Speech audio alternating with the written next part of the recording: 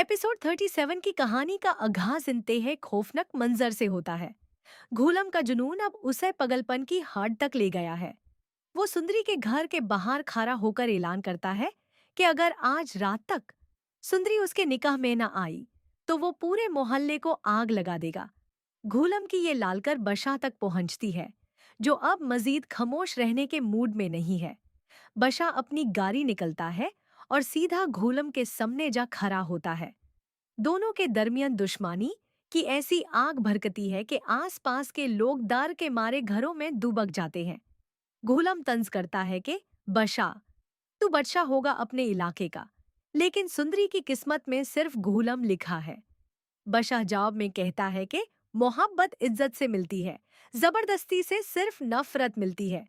इसी दौरान सुंदरी घर के अंदर अपनी माँ के गले लगकर रो रही होती है, लेकिन अचानक उसके अंदर एक तब्दीली आती है। वो अपने आंसू पोंछती है और दरवाजा खोलकर बाहर निकाल आती है। पूरा मोहल्ला हैरान रह जाता है जब सुंदरी घूलम और बशाह के दरमियान खड़ी होकर चीखती है, बस कर दो, मैं कोई खिलौना नहीं हूं जिस पर तुम दोनों अपनी मर्दांगी का फैसला कर रहे हो। एपिसोड का इख्तिताम एक बड़े धमाके पर होता है।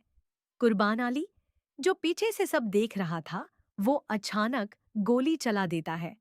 अंधेरे में ये मालूम नहीं होता कि गोली किसे लगी है, लेकिन घूलम की चीख पूरे इलाके में गूंज जाती है और सुंदरी का सफेद दुपट्टा खून से भर जाता है।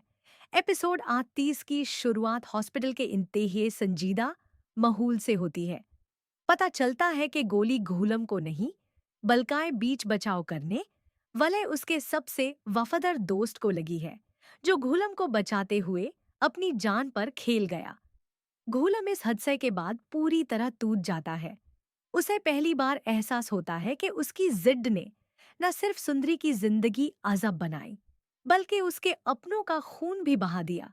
दूसरी तरफ बशा को पुलिस पकड़ कर ले जाती है क्योंकि कुर्बान अली ने झूठी गवाहियां दे दी हैं कि गोली बुशा ने चलाई थी। सुंदरी अब एक नए इम्तिहान में है। वो जानती है कि बशा मासूम है, लेकिन अगर वो बशा की गवाही देती है तो घूलम उसे कभी माफ नहीं करेगा। कुर्बान अली अब सुंदरी के पास आता है और उसे ब्लैकमेल करता है, अगर बशा को बचाना है तो मुझसे निकाह करना होगा। सुंदरी अब एक ऐसी दलदल में फंस चुकी है जहां से निकालने का कोई रास्ता नहीं। वो चुपचाप हॉस्पिटल जाती है जहां घूलम जख्मी हालात में पड़ा होता है। सुंदरी उससे कहती है, तुमने कहा था ना कि तुम मुझसे मोहब्बत करते हो। अगर वाकई मोहब्बत है तो बशा को इस झूठे केस से निकालो। कहानी में बड़ा ट्विस्ट अब आता है जब घूलम का जमीर जाग उठता है। वो हॉस्पिटल से भगकर थाने पहुंचता है और अपना गुनाह कबूल करने के बजाय कुर्बान अली की साजिश का पर्दा फाश कर देता है। एपिसोड का एंड तब होता है जब बशा रिहा हो जाता है, लेकिन घूलम हमेशा के लिए सुंदरी की जिंदगी से दूर जाने का फैसला कर लेता है। वो समझ जाता है कि सुंदरी के दिल में उसके लिए जगह नहीं, सिर्फ खौफ है। लेकिन क्या कुर्बान अली इतनी आसानी से हार मान लेगा? ये सवाल ऑडियंस को अगली एपिसोड के लिए बेचैन छोड़ देगा।